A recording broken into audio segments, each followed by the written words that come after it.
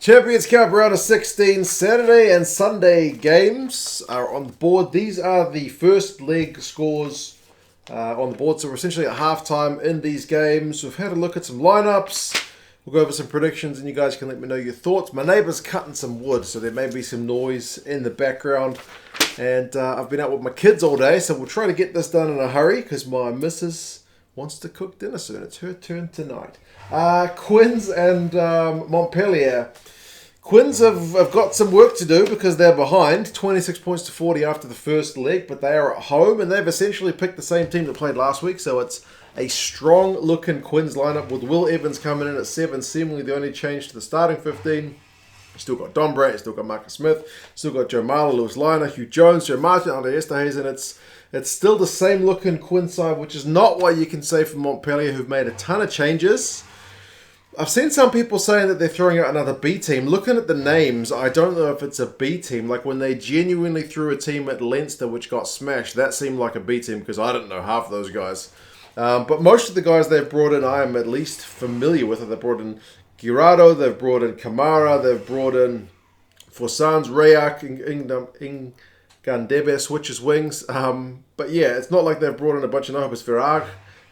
Yeah, these guys are all quality players, so it seems to be shuffling and maybe a bit of rotation rather than necessarily just giving up on the game based on what limited I know about the Montpellier team. Zach Mercer's there on the bench. He was man of the match last week. Bouthier's down to the bench as well. Dumarou's on the bench. So, yeah, there you go. They are being written off by the bookies, Montpellier, given all those changes. They say 14 points to Quins, which would make things pretty interesting given the first leg. The Rugby Forecast algorithm says Quins by 9. That's the early kickoff. It's 12:30 local time at the Stoop.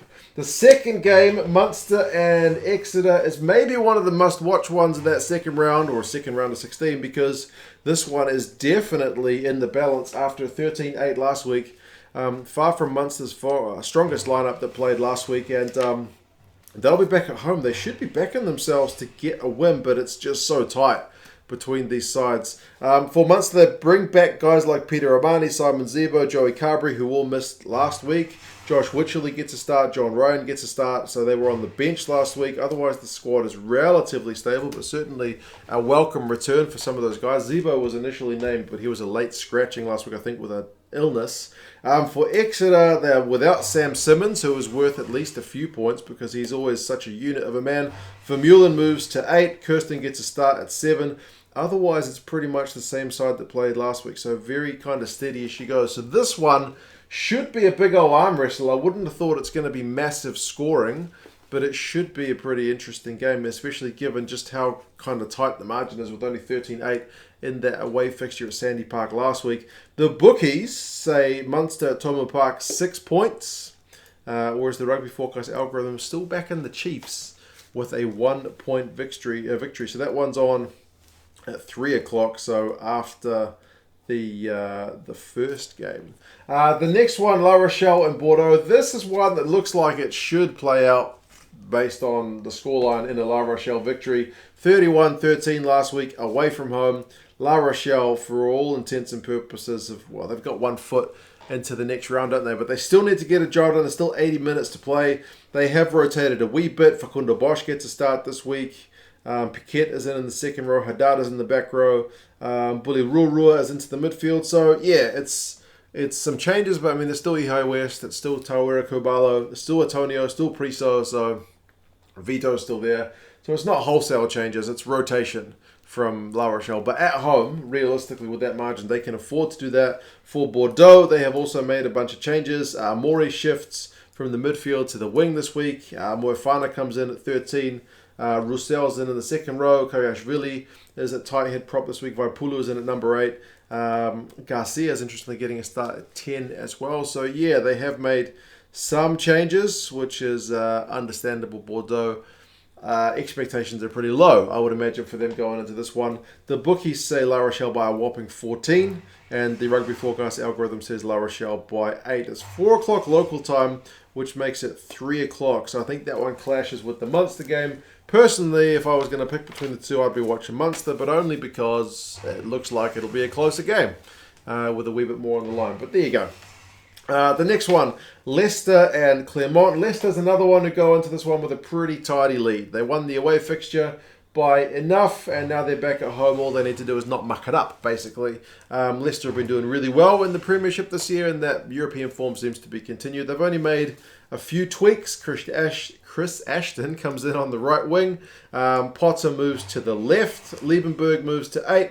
Chisholm moves to the back row because he was in the second row last week. Sneyman gets a start in the second row. Dolly also gets a start at hooker. So, yeah, same deal. It's rotation without being too much in the way it changes, but it's still a pretty strong-looking Leicester team, you'd have to say. For Clermont, they've made a few changes as well. Lanin is in the, that's Thibaut Lanin, is at number 4, and Clement Lanin is at number 6. Are those guys related? I can see they have the same surname. Lopez is still there at 10. Ruckus shifts wings. Marvin O'Connor gets a start. He's up from the bench.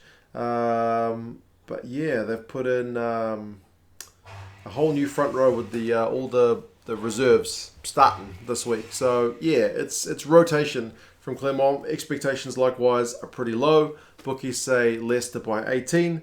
Algorithm says Leicester by 9. Either way, with a 19-point lead, Leicester should be going through from this one, barring a major mess up. But we will see. You never know in sports, man. 5:30 kickoff for this one. So it's basically after the previous two have finished.